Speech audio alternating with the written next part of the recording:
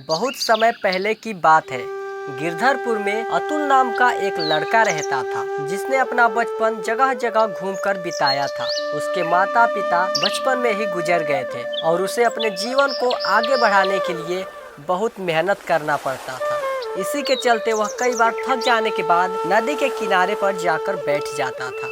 एक दिन वह नदी के किनारे पर बैठा हुआ था और सोच रहा था कि काश उसके साथ कोई ऐसा चमत्कार हो जाए जिससे कि वह सबसे अमीर आदमी बन जाए और अपने जीवन को चलाने के लिए इधर उधर ना भटकना पड़े। यह सोचकर वह ऊपर वाले से विनती करने लगा और फिर वह चुपचाप वहां बैठ गया। कुछ देर बाद नदी की लहरों में से एक सुंदर सा कांच का बोतल उसके पास आया। उस बोतल पर एक ढक्कन लगी हुई थी और उसके अंदर एक कागज था जिस पर कुछ लिखा हुआ था। अतुल ने जैसे ही बोतल का ढक्कन खोला, उसके अंदर से जिन बाहर आया। यह देखकर अतुल रेत पर गिर गया और काफी डर गया। तभी उस जिन ने कहा, हा हा हा हा, क्या हुक्म है मेरे आका। मैं आज से आपका गुलाम हूँ। मैं आपका तब तक गुलाम रहूंगा जब तक मैं आपकी 3 ख्वाहिशें पूरी नहीं कर देता। मैं आपकी 3 ख्वाहिशें पूरी कर सकता हूँ। जिन की बातों को सुनकर अतुल समझ चुका था कि उसे एक ऐसी चीज मिली है जो उसकी ख्वाहिशों को पूरा कर सकती है। उसने जिन से कहा, अच्छा तुम मेरा ख्वाहिशों को पूरा कर सकते हो? जी हाँ, लेकिन मैं आपकी सिर्फ 3 ख्वाहिशों को पूरा कर सकता हूँ। अतुल ने अपना पहला ख्वाहिश मांगा।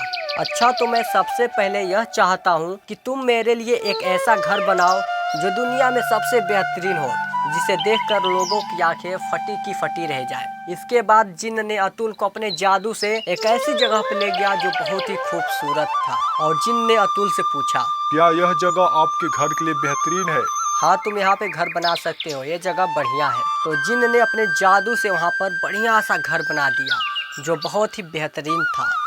आका, आपकी एक ख्वाहिश पूरी हो चुकी है और आपके पास सिर्फ 2 ख्वाहिशें बची हैं। आप चाहें तो उसे अभी पूरा करा सकते हैं। नहीं नहीं, मैं उसे भी सोच कर बताऊंगा। अब अतुल के पास अपना महल था जिसमें वह बड़े आराम से रहने लगा। अब उसके पास नौकर नौकरानी, खाना बनाने के लिए बेहतरीन रसोइया भी थे। अब अतुल सोचने लगा कि उसे दूसरी ख्वाहिश क्या मांगनी चाहिए।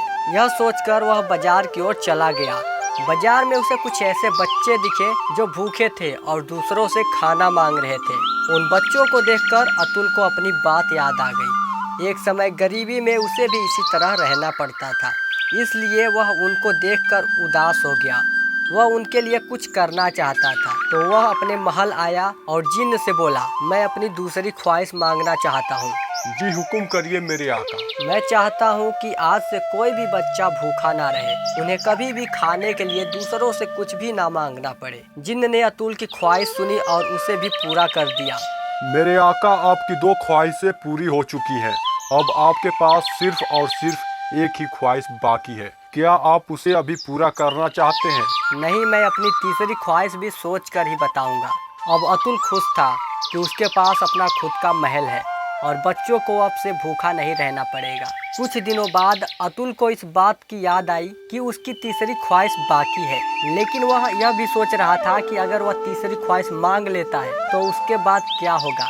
क्या वह जिन चला जाएगा या इसके अलावा कुछ और भी होगा। अब अतुल यही सोच रहा था कि इसके आगे क्या होने वाला है। तभी उसे याद आया कि उस कांच के बोतल में एक कागज था जिस पर कुछ लिखा हुआ था। वह तुरंत उस बोतल को खोजने लगा। जैसे ही उसे वह बोतल मिला, उसने उस कागज को बाहर निकालकर पढ़ा। उस पर लिखा हुआ था, इस जिन से कोई भी 3 ख्वाहिशें मांग सकता है, लेकिन 3 ख्वाहिशें पूरा होने के बाद उस आदमी को इस बोतल में जिंदगी भर के लिए कैद होकर रहना पड़ेगा और वो जिन हमेशा के लिए आजाद हो जाएगा।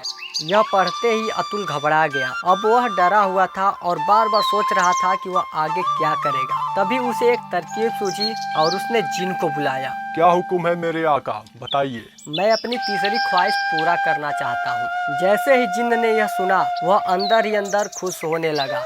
वह सोच रहा था कि वह हमेशा के लिए आज़ाद हो जाएगा और उसे बोतल में नहीं रहना पड़ेगा। फिर अतुल ने अपना तीसरा ख्वाहिश मांगा। मेरी तीसरी ख्वाहिश है कि अब से तुम सारी जिंदगी मेरे गुलाम रहोगे और मेरे मर जाने के बाद तुम वापस से इस बोतल में चले जाओगे। यह सुनकर जिन गुस्से से चिल्लाने लगा, लेकिन वह कुछ नहीं कर सकता था। अगर वह ऐसा करने से मना करता तो उसे सारा जीवन नर्क में रहना पड़ता।